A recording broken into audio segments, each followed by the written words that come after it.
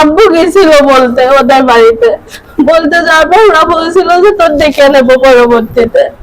পরে যে 30 তারিখে ওইরকম আমাদের বাড়ি এসে হামলা করে, ভাঙচুর করে, ঘর বাড়ি সবকিছু আমার টেনে হিসেবে নিয়ে যেতে চাই, আরো গালাগালি করে এসব। হ্যাঁ হ্যাঁ, পরের ঘটনা দিনে মানে ওরা আগে ভাঙচুর করে বাড়ি ঘর। দলীয় পরিচয় বলতে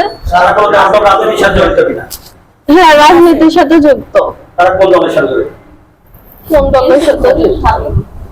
স্বামী মুন্সি।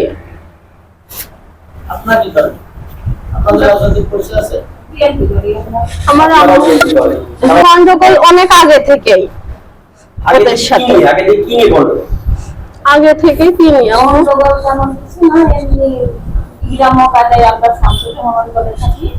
আর স্বামী মুন্সির দল আলাদা,